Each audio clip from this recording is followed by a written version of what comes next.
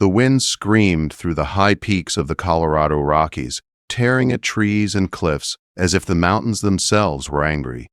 Snow clung to jagged rocks, ice crept along the narrow trails, and the bitter cold cut through even wool and leather. In the valleys below, dry sagebrush shook like it might snap under the frost. It was a land that chewed up the weak and spat them out. Only the stubborn survived. Ezra Hawthorne had survived here for years. His cabin sat in a grove of aspen, halfway up the mountain, 3 miles from the rough little town of Copper Creek. He had cut every log himself, stacked every stone in the fireplace, and built a home small enough for one, but strong enough to withstand the harshest winters. Ezra preferred it that way. Solitude was safer than love. 5 years earlier, fever had stolen his wife Mary and their infant daughter Sarah within a week. Since then, he had trusted no one, not even himself, to bear the pain of loss again.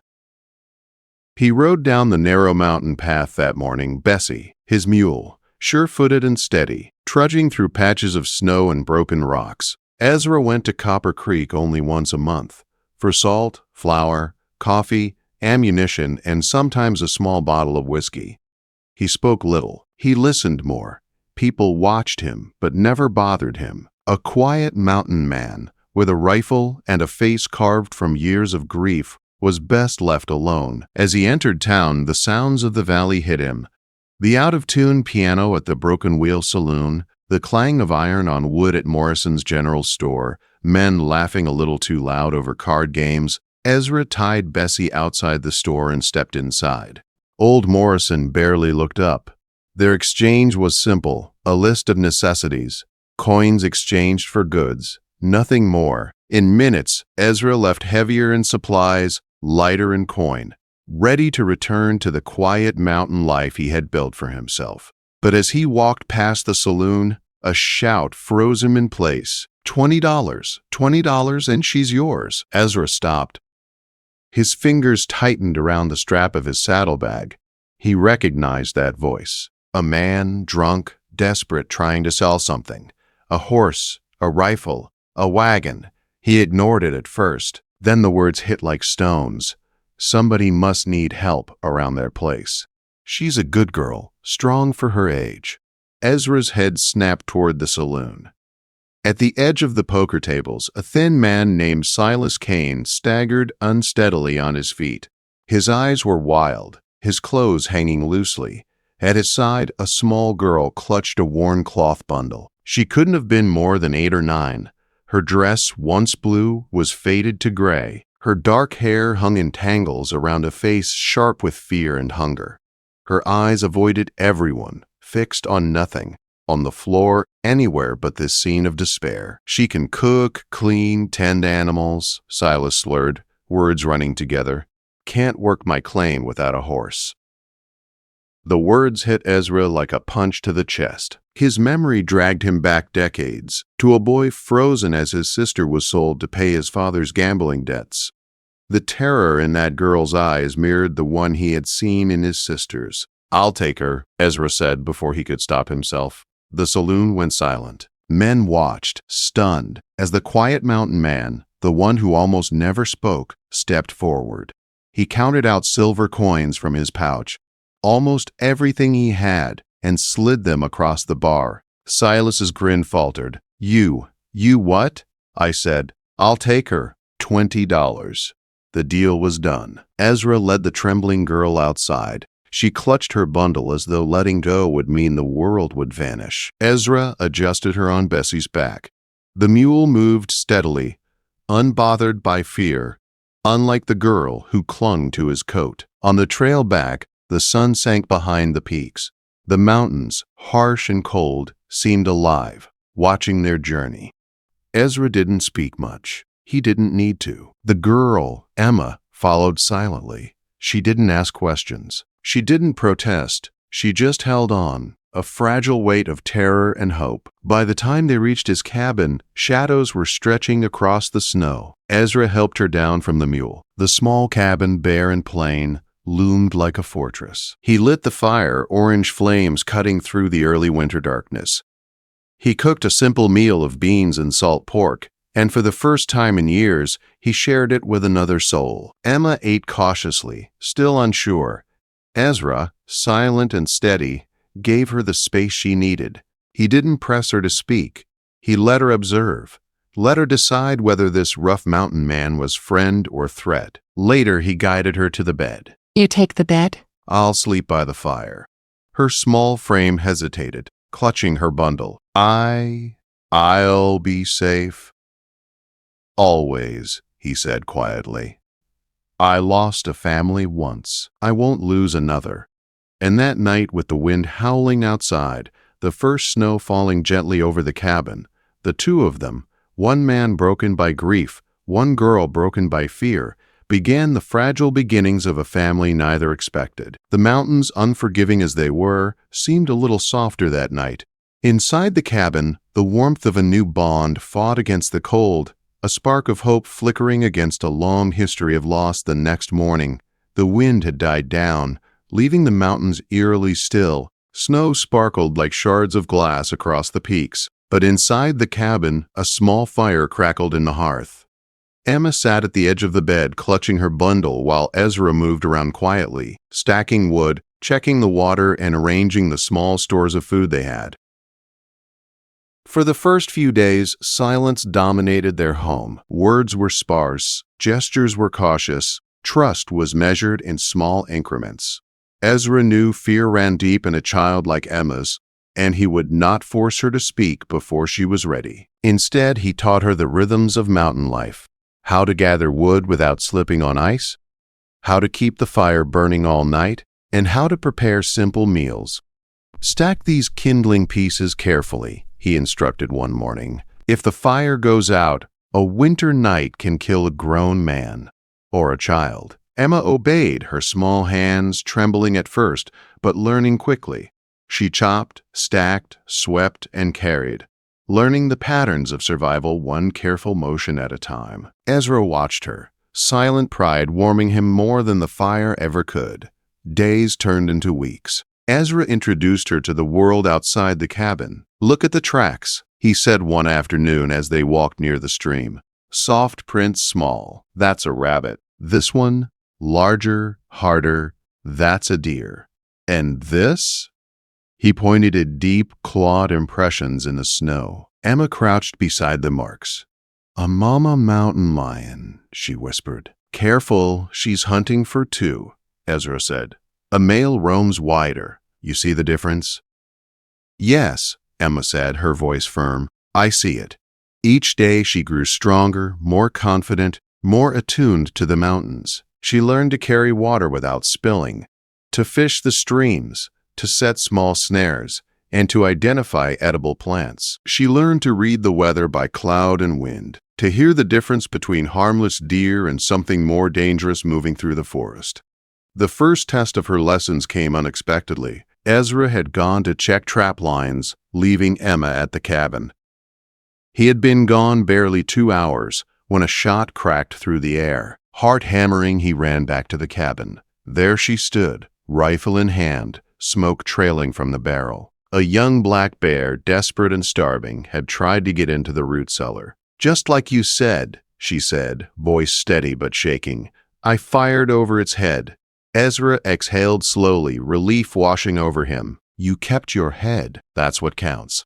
Good shooting. The months passed. Spring thaw crept across the peaks, melting snow and waking the land. Streams swelled with cold water. Birds returned. Emma, once hollowed by fear, began to bloom with life. Her cheeks filled out, her hair regained luster, and her eyes, once haunted, now carried curiosity, trust, and a spark of happiness. Ezra taught her patience and resilience. Every morning she chopped kindling and learned to bank coals.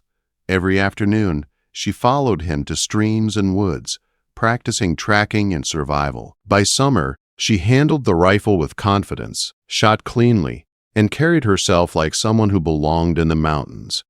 But life in the mountains was never without danger. Wolves prowled closer each winter, driven by hunger. Ezra and Emma learned to fire together, to keep watch, and to survive siege-like conditions during the coldest months.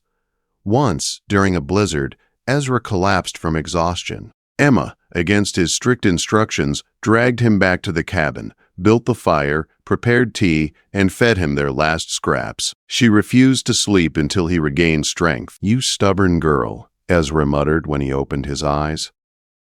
"I learned from the best," she whispered, tears in her eyes. By the time autumn arrived, Emma had changed entirely. She was strong, resourceful, and self-reliant. Her fear had not disappeared completely, but it had softened into vigilance and awareness. She was learning not just to survive, but to live with purpose. Their home, once silent and cold, now hummed with quiet life. Laughter, learning, and the warmth of companionship filled the cabin. Ezra shared stories of Mary and Sarah, and Emma added her own small tales, blending them into a new family memory. But peace was fragile. Trouble from the valley began creeping toward them. Ezra overheard the name Jake Sullivan during a trip to town, a man who trafficked in stolen goods and sometimes children. Sullivan had learned that Emma had been taken from her father's hands and would come seeking what he believed he owned. Ezra's jaw tightened at the thought. For now, the mountains offered protection, but Ezra knew the valley would not remain quiet forever. And in the months ahead, the lessons Emma learned, survival, courage, trust, and vigilance, would be tested in ways neither could imagine. For Ezra Hawthorne, the mountains had offered solitude. For Emma, they offered safety. Together, they were forging a family that neither the wilderness nor the cruelty of men could easily break winter's grip. Loosened slowly across the Colorado peaks, but the threat from the valley grew stronger. Ezra had long expected it. Jake Sullivan, the man who trafficked in stolen goods and sometimes children, would not forget that a mountain man had taken what he believed was his prize. One crisp morning, as snow melted into trickling streams, Ezra rode toward Copper Creek for supplies. At the general store, Morrison leaned close, voice low. "Sullivan's back in town," he said. "Claims Silas promised him your girl. Says you cheated him." Ezra's jaw tightened. He won't touch her. Not while I breathe. But the law could not ignore Sullivan's claim. Soon 3 men rode up the mountain trail, Reverend Collins, Morrison, and Isaac Hartley, a town councilman. "We've come to speak about the child," Collins said, voice formal. Emma froze beside Ezra, small and tense. "There are claims," Hartley added. "We must be certain the girl is safe." Ezra's eyes narrowed. Safe? She was never safe until I brought her here. Her father sold her to survive. The law is not enough when men like Silas and Sullivan live outside it. The council insisted on a hearing, to be held in the town church with the law present. Ezra, Emma, and Sullivan faced the room full of townspeople. Sullivan stood smug, cheap suit, contrasting the rough timber walls. "I had an agreement with Silas Kane," he boasted. "The girl belongs to me by right." Ezra stepped forward, voice calm but firm. "Children are not property." Sullivan sneered. "Everything's property if you pay the right price." The room stirred, tension thick. Then Emma did something Ezra had not expected. She spoke. "Mr. Sullivan used to visit our farm," she said, voice steady. "He brought whiskey. Told Papa I was valuable. Said girls my age could earn money." Gasps rose from the crowd. Sullivan's face reddened, furious. "You liar." But the sheriff entered with a woman from Denver who had suffered the same deceit at Sullivan's hands years ago. Her testimony broke any doubt. She described Sullivan's manipulations, his trafficking, and his lies. The judge listened carefully, eyes lingering on Ezra and Emma. At last he spoke. "By the power of this court, I grant Ezra Hawthorne full legal guardianship of Emma Kane. Adoption papers will be written today." The room erupted with relief. Emma ran into Ezra's arms, sobbing. "Papa," she whispered for the first time. "Always," Ezra said, holding her tight. Together, they walked home from the valley, father and daughter, not by blood, not by money, but by choice and love. The cabin in the mountains, once quiet and lonely, now radiated warmth, laughter, and life. Years passed. Emma grew strong, smart, and independent. She learned to read, track game, and care for the land. She laughed freely, shared stories, and asked about Mary and Sarah. Ezra told her tales of his lost family, and she wove them into her memory, creating a sense of belonging and history. One evening, the sheriff brought news from the plains. Silas Kane, Emma's birth father, had frozen to death. In his possession was a letter, clumsy and filled with regret. Emma read it quietly, tears streaming. "I hate him," she whispered, "but I'm still sad." Ezra held her close. "It makes sense. He was your father. You can mourn what could have been." Emma placed the letter on the mantel beside Mary and Sarah's picture. "He gave me to you," she said softly. "Maybe that's the only good thing he ever did." Summer returned. One bright morning, Emma called from the ridge. "Papa, fresh elk tracks. Want to hunt?" Ezra climbed toward her, rifle in hand. She moved gracefully through the trees, confident, bold, and alive. She slipped her hand into his. "Papa," she said, "thank you for seeing me in that saloon, for knowing I was worth $20. Ezra swallowed hard, voice thick with emotion. "You were worth everything I had and more." Together they stood on the ridge above their cabin, the valley stretching wide and green below. Smoke curled from the chimney. The home they had built stood solid, weathered by storms, but stronger for them both. Emma shouted suddenly, laughter ringing across the mountains. "Raise you back!" Ezra ran after her, his own laughter echoing through the trees. In that moment, he looked at Emma, daughter, family, redemption, and knew he was the richest man in the Colorado Territory. Not in silver, not in land, but in love.